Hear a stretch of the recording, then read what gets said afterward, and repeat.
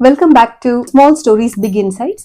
பெரிய பெரிய லெசன்ஸை நம்ம சின்ன கதைகள் மூலமா கத்துட்டு வரோம். ஜான் சி போகல் அப்படிங்கிறவரு வேன்கார்ட் அப்படிங்கிற டைரக்ட் மியூச்சுவல் ஃபண்ட் கம்பெனியை இது பண்ணாரு. அவர் ஒரு பெரிய ரெவல்யூஷன் பண்ணாரு. கேட்ச் 22 அப்படிங்கிற நாவல் எழுதினவர் ஜோசப் ஹெல்லர். இவங்க எல்லாரும் எலீட் மக்கள் அட்டன் பண்ணக்கூடிய ஒரு பார்ட்டில போயிருக்காங்க. எல்லாரும் பாக்குறாங்க, பரஸ்பரமா பேசிக்கிறாங்க.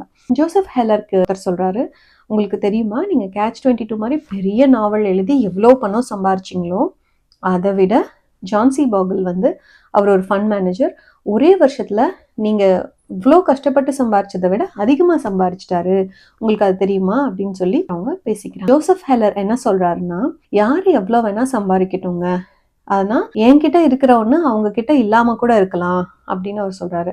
எல்லாருக்கும் ரொம்ப ஆச்சரியம். அப்படி என்னங்க உங்ககிட்ட இருக்கு அப்படின்னா அவர் சொல்றாரு, என்கிட்ட இருக்கிறது போதும் என்ற மனம், I am satisfied with what I have அப்படின்னு சொல்றாரு. நம்ம தமிழ்ல கூட ஒரு ப்ராவர்ப் இருக்கு இல்லையா, போதும் என்ற மனமே பொன் செய்யும் மருந்து. எவ்வளவு சம்பாரிச்சாலும் நமக்கு மேல ஒருத்தவங்க இருக்கதான் செய்வாங்க. மைக்ரோசாஃப்ட் இன்னைக்கு நம்பர் 1 கம்பெனியா இருந்துச்சுன்னா அதை ஓவர் கம் பண்றதுக்கு இன்னொரு கம்பெனி வரும். இந்த மாதிரி இது மாறிட்டே இருக்கதான் போகுது. இதுக்கு ஒரு லிமிட்டே இல்லை. இது ரொம்ப முக்கியமான ஒரு ஃபினான்ஸ் லெசன் அப்படின்னு சைக்காலஜி ஆஃப் மணில மார்டின் ஹோசே நமக்கு சொல்றாரு. இந்த மாதிரி நிறைய புக்ஸோட நான் உங்களை மீட் பண்றேன். மீண்டும் சந்திப்போம்.